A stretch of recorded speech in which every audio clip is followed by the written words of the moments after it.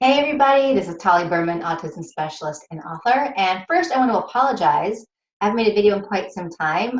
Some of you who know, some of you who don't know, I was in India just a couple weeks ago in the middle of August for a really amazing and inspiring international autism conference in southern India where I was honored to be a keynote speaker, both to an audience of professionals and an audience of parents, where I spoke about the whole child approach, as well as the importance of identifying and cultivating your child's unique interests and strengths.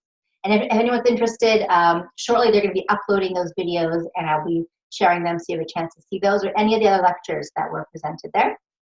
It was a phenomenal, inspiring experience. And one thing I wanted to share is actually something I never knew about autism. And this came up actually from the very first presenter on the very first day, this incredible man named Wen Lawson. Wen Lawson has autism himself. He's a person with autism. He's an autism advocate. And he talked about, this was sort of the big aha for me, his own personal journey with gender dysphoria, which for any of you who don't know, gender dysphoria is when your own emotional and psychological feelings about your identity, your sexual identity, your gender identity, are actually opposite to your biological gender identity. So you are a woman, in the body of a woman feeling like you're a man, in the body of a boy feeling like you're a girl. And he talked about and shared very openly his journey with gender dysphoria. He actually was a woman who has now become a man. And he shared about his journey. And he also shared about how gender dysphoria, there's a higher incidence of gender dysphoria in the autism population.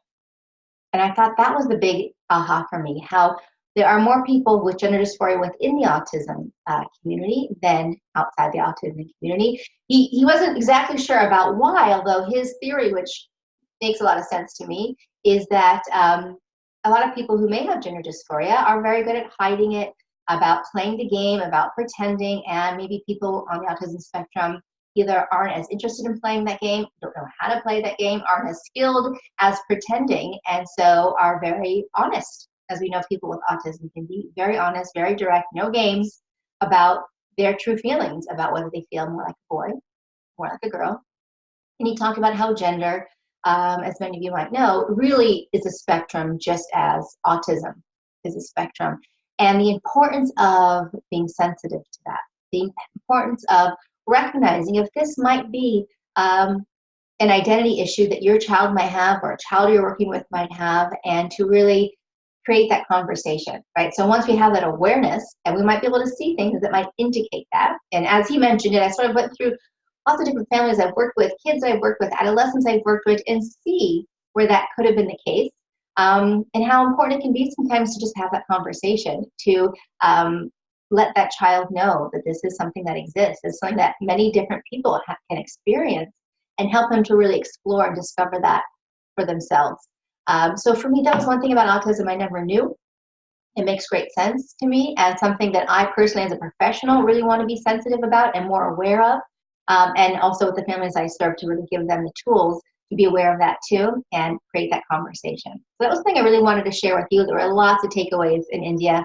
I learned a lot about Ayurvedic treatments for people with autism, which was a really fascinating topic of conversation.